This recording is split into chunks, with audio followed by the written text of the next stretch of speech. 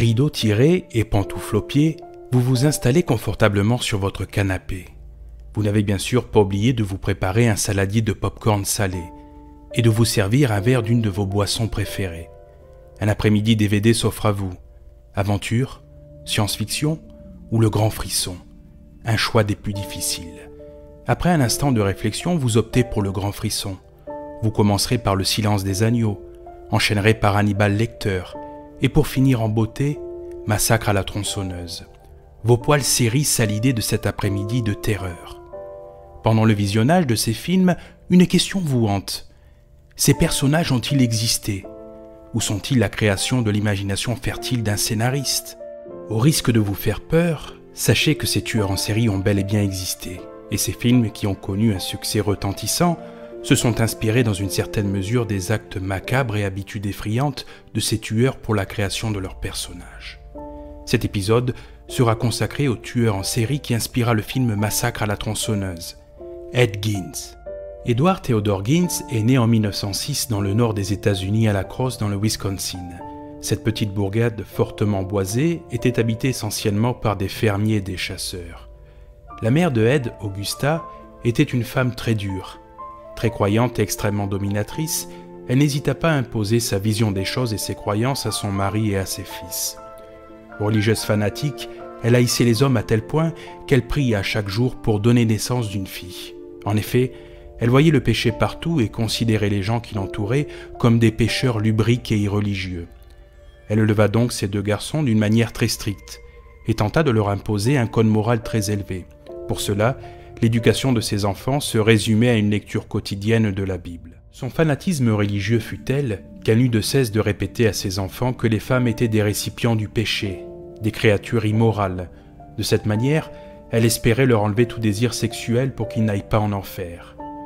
George Gein, le père de Ed, était un homme d'une grande faiblesse. Alcoolique et diminué, il n'eut son mot à dire dans l'éducation de ses enfants. En effet, sa femme Augusta avait un mépris total envers lui. Elle ne lui apportait aucune considération. Pour elle, c'était un individu sans valeur, incapable d'accomplir un travail correctement. Sa détestation était telle qu'elle priait chaque jour pour qu'il meure. Mais elle ne se contentait pas de prier seule, elle demandait à ses fils de l'accompagner. Ed et son frère grandissent dans cette atmosphère familiale qui, hélas, ne s'améliora pas avec les années. Son père ayant accumulé de telles frustrations, tout en continuant à sombrer dans l'alcoolisme, qu'il se mit à tenir tête à Augusta et à la battre. En 1914, sous la direction d'Augusta, la famille Gein parta s'installer à Plainfield. Ils emménagèrent dans une grande ferme de 80 hectares. La ferme était assez isolée, entourée de bois et de champs. Cela convenait parfaitement à Augusta. En effet, elle ne cherchait pas un endroit bucolique où ses enfants pourraient s'épanouir et grandir en toute sécurité, entourés d'une nature luxuriante. Mais par cet isolement, elle chercha à protéger sa famille de toute influence néfaste qui aurait pu les corrompre. Elle essaya d'éviter à ses fils tout contact avec le monde extérieur. Elle ne put leur éviter d'aller à l'école, mais elle les retira dès qu'ils eurent 13 ans, prétextant qu'elle avait besoin d'eux pour les travaux à la ferme. L'emprise d'Augusta resta totale. À l'école, Ed Gein était un élève moyen. Il n'avait pas d'amis et ses camarades de classe se moquaient tout le temps de lui parce qu'il était un garçon timide. Il resta un petit garçon seul. Quand il tentait de se faire des amis, sa mère le réprimandait.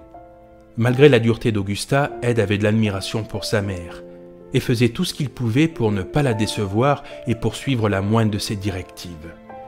Malgré l'atmosphère oppressante à la maison, les perpétuelles directives de sa mère l'empêchant même d'avoir des amis, les méchancetés et moqueries de la part de ses camarades de classe, Ed avait un échappatoire. Il aimait lire des histoires d'aventure.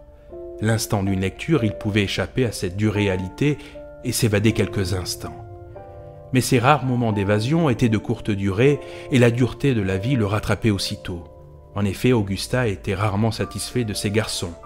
Elle passait son temps à les insulter, persuadée qu'ils allaient devenir des ratés comme leur père. Ed et son frère n'eurent pas seulement une enfance solitaire, mais leur adolescence et leur début de vie en tant qu'adultes fut aussi un désert sur le plan relationnel. Ils ne nouèrent jamais d'amitié et n'eurent que l'un et l'autre pour compagnie. Augusta fut la seule femme à qui Ed s'attacha. George Gein mourut le 1er avril 1940 d'une crise cardiaque, ce qui emmena les deux fils de la famille à devoir chercher un travail pour aider leur mère.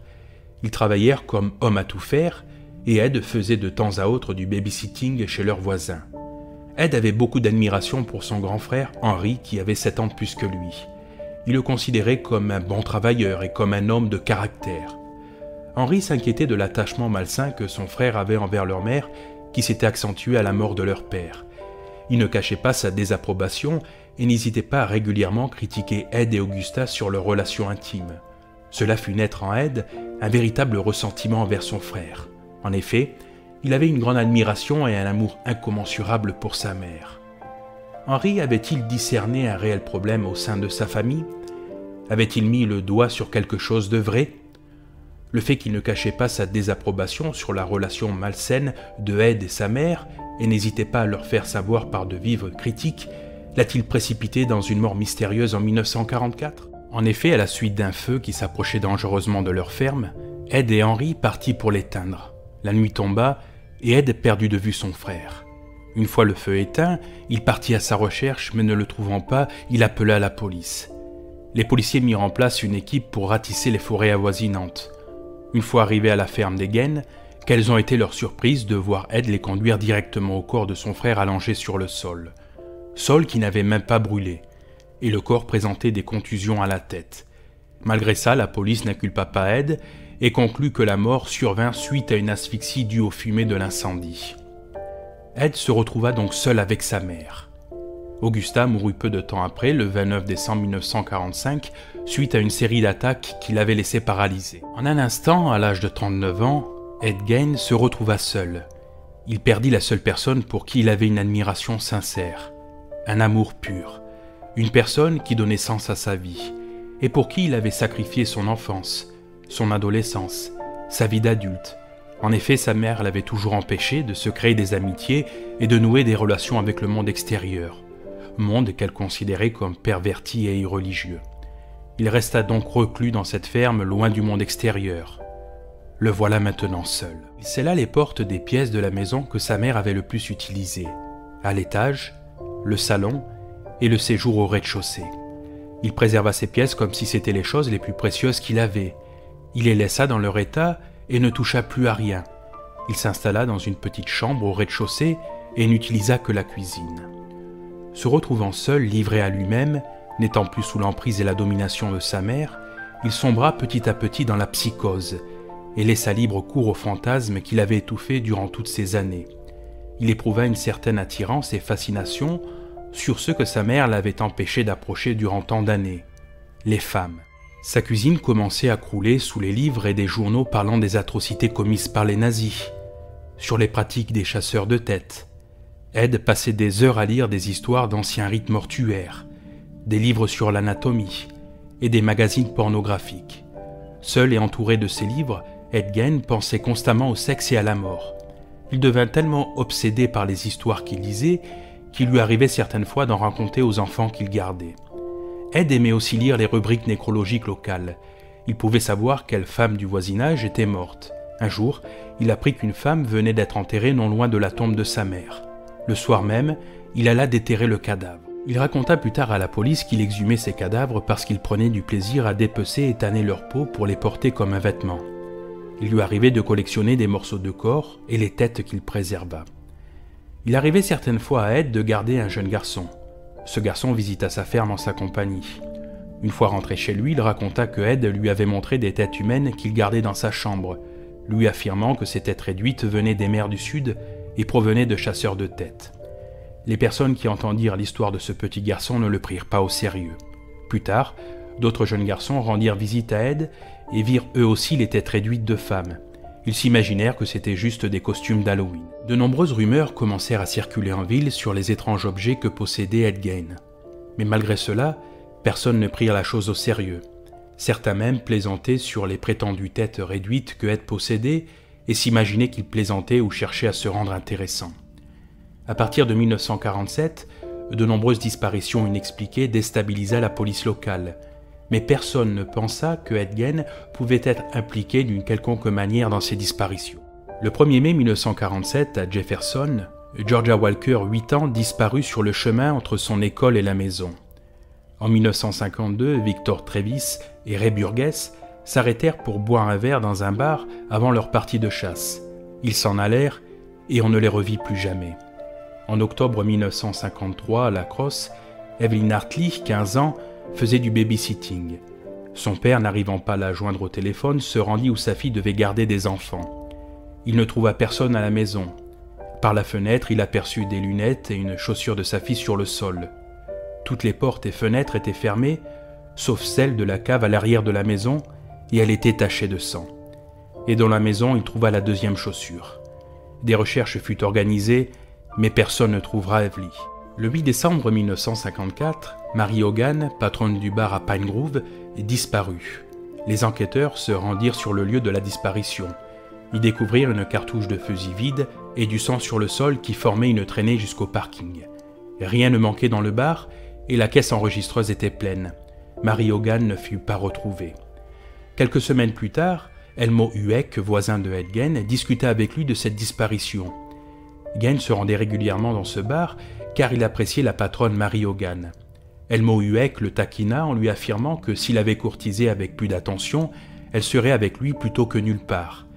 Après quelques secondes de réflexion, Gein lui dit « Elle n'a pas disparu, elle est à la ferme. » Hueck pensa qu'il plaisantait. Rappelez-vous, à l'énoncé de ce récit, Ed Gein a de multiples reprises tenu des propos ou eu certaines attitudes qui auraient pu attirer l'attention des autorités, éventuellement entraîner un interrogatoire ou une fouille approfondie de sa propriété et éviter de nombreux drames. Et il n'hésita pas à raconter de sordides histoires aux enfants qu'il gardait et à montrer à de multiples reprises des têtes réduites à des enfants, leur indiquant qu'elles provenaient de chasseurs de têtes des mers du Sud.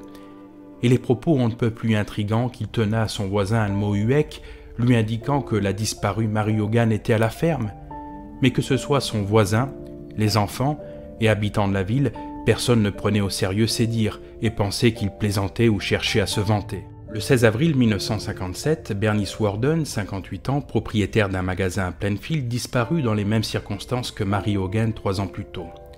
Les policiers trouvèrent du sang sur le sol qui menait à la porte de derrière et une cartouche vide, mais cette fois-ci la caisse enregistreuse avait disparu. C'était la période de chasse, beaucoup étaient partis en forêt.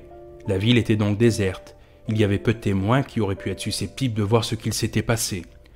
Mais le fils de Bernice Worden, Frank, qui était un des adjoints du shérif, vit Ed Gein parler à sa mère la veille, lui demandant de sortir avec lui. Bernice refusa. Un homme qui faisait le plein de sa voiture juste en face aperçut Gein traînant autour du magasin à l'heure de la disparition de la propriétaire. Les policiers trouvèrent un autre indice dans le magasin sur le comptoir. Il y avait une facture pour de l'antigel au nom de Ed Gein. Frank Worden alerta alors Art Ashley, le shérif du comté, et lui dit que, au vu des indices trouvés, Ed Gein avait sûrement dû dévaliser sa mère. Ils se rendirent donc à la ferme de Ed, mais ils ne trouvèrent personne. Le shérif Ashley lança une alerte à la radio pour localiser Ed. Alors l'agent Chase et le shérif adjoint Spee se rendirent à Plainfield. Ed avait l'habitude d'aller voir son cousin et sa tante. Ils le trouvèrent en compagnie de son cousin Bob Hill. Chase lui demanda ce qu'il avait fait de sa journée. Ed Gein s'exécuta, mais Chase lui demanda de répéter encore une fois ce qu'il avait fait de la journée, et des contradictions flagrantes apparurent entre les deux versions. Chase lui fit remarquer, et Ed lui répondit que c'était un coup monté contre lui au sujet de la mort de Bernice Worden, alors que Chase n'avait même pas mentionné la disparition de la propriétaire du magasin. Ed Gein fut arrêté sur le champ. Le shérif Schley fut prévenu de l'arrestation, et décida donc de retourner à la ferme de Ed Gein. L'intérieur de la maison était très sombre. En effet, la ferme ne possédait pas d'électricité, de plus la nuit venait de tomber. L'intérieur était extrêmement poussiéreux mais impeccablement rangé, à l'exception de la cuisine et de la chambre de Ed Gein, où un amoncellement de cartons, de vêtements sales, de boîtes de conserve, de magazines pornographiques ainsi que des détritus pourrissants jonchaient le sol. Il était presque impossible de pouvoir se déplacer dans ces deux pièces. La saleté en décomposition rendait l'odeur insupportable et l'atmosphère suffocante. Le shérif Schley commença à inspecter la cuisine à l'aide de sa lampe torche. Il leva les yeux et vit accrochée à une poutre une grande carcasse qui se balançait pendue à l'envers. La carcasse avait été décapitée, éventrée et vidée de ses entrailles. Il était coutumier dans cette région de chasseurs de voir cela pendant la période de chasse aux rennes. Il fallut donc un moment au shérif pour réaliser que ce qu'il pendait n'était pas une carcasse de renne, mais le corps d'une femme sans tête. Il s'avéra plus tard que ce corps était celui de Bernice Worden. Les hommes du shérif emmenèrent donc un générateur et des lampes pour éclairer la ferme de Ed. Une équipe de policiers de la région, ainsi que des enquêteurs du laboratoire du comté, se joignirent aux hommes du shérif. Ils commencèrent à fouiller et réalisèrent avec stupéfaction qu'ils allaient faire de macabres découvertes. En effet, ils trouvèrent un bol assez étrange qui se révéla être un crâne humain. Les abat-jours et la corbeille en papier étaient en peau humaine. Un fauteuil était lui aussi en peau humaine. Le lit de Ed Gein était orné de crânes humains. Les policiers furent horrifiés en découvrant ces fameuses têtes réduites qui étaient en fait des masques faits en peau humaine bourrés de chiffon. Ils finirent par trouver la tête de Bernice Worden et Mary Hogan. Les policiers furent saisis de terreur quand ils tombèrent sur un costume fait entièrement en peau humaine. Au vu des atrocités trouvées dans ces deux pièces, on pourrait imaginer une maison des horreurs, où chaque pièce renfermerait des choses immondes. Eh bien non, les autres pièces de la ferme étaient propres et inoccupées. Les policiers ôtèrent les planches cloutées qui condamnaient certaines pièces de la maison, et ils découvrirent rien d'anormal. Les pièces étaient comme figées par le temps. Une épaisse couche de poussière couvrait celles-ci. Les policiers comprirent que ces pièces avaient volontairement été préservées par Ed Gein en mémoire de sa mère Augusta. Au vu des découvertes macabres effectuées dans la maison, l'équipe de police entamèrent aussi des fouilles aux abords de la ferme et dans les nombreux terrains qui l'entouraient. Ed Gein fut longuement interrogé par le shérif. Cet interrogatoire ne donna rien, Ed se renferma sur lui-même et ne dit rien concernant les meurtres. Le lendemain, il décida de parler et donna des explications révélant même certains détails sur le meurtre de Bernice Worden. Concernant les différents morceaux de corps trouvés chez lui, Ed affirma aux enquêteurs les avoir volés dans les tombes du cimetière de la ville. Il dit qu'il connaissait ces femmes de leur vivant et qu'apprenant leur mort par le journal, il se rendait au cimetière la nuit même de l'enterrement. Ed Gein insista sur le fait qu'il ne tua personne d'autre que Bernice Worden. Mais les policiers tombèrent en fouillant dans les alentours de sa ferme sur les restes de corps d'une dizaine de femmes. Ed jura que ces morceaux provenaient de tombes qu'il avait profanées. Après vérification dans le cimetière local, certaines tombes indiquées par Ed avaient effectivement été visitées et des morceaux de corps manquaient. Mais d'autres découvertes effectuées chez Ed indiquent qu'ils pouvaient être directement liés aux différentes disparitions survenues il y a quelques années. Selon les enquêteurs, l'une des victimes pourrait avoir été Evelyn Hartley, la jeune babysitting de 15 ans qui avait disparu à La Crosse le jour où Ed Gein rendait visite à ses amis à 2 rues de là. Des morceaux de corps provenaient de jeunes femmes découvertes dans la cuisine de Ed furent analysés, et après vérification, aucune n'avait été enterrée à Plainfield. Ils trouvèrent aussi une Ford blanche, alors que personne n'avait jamais vu Ed la conduire. Et lorsque Georgia Walker avait disparu à Jefferson, des témoins avaient vu une Ford blanche rôder dans le quartier. Et les traces de pneus trouvées près de l'endroit où la fillette avait disparu étaient celles d'une Ford. Les policiers tentèrent d'impliquer Ed Gein dans ces disparitions, mais sans résultat. Les seuls meurtres où Ed Gein fut inculpé fut celui de Bernice Worden et Mary Hogan. Lorsque les enquêteurs révélèrent ce qui avait été découvert dans cette ferme, les journalistes locaux inondèrent les journaux de détails sordides, et les journalistes du monde entier vinrent dans la petite ville de Plainfield, qualifiant la ferme de Ed de maison des horreurs. Ed Gein devint une sorte de célébrité, et les gens étaient à la fois horrifiés et attirés par la ferme et ses atrocités. Les plus grands psychologues tentèrent de comprendre le comportement de Ed Gein. Gein passa 30 jours en institution psychiatrique, où il fut déclaré mentalement incompétent et il ne fut donc plus possible de le juger pour meurtre. Gein fut envoyé à l'hôpital central d'État de Wampum. Mais 10 ans plus tard, la justice décida finalement que Ed Gein était sain d'esprit et pouvait être jugé. Son procès pour le meurtre de Bernice Worden commença le 7 novembre 1968.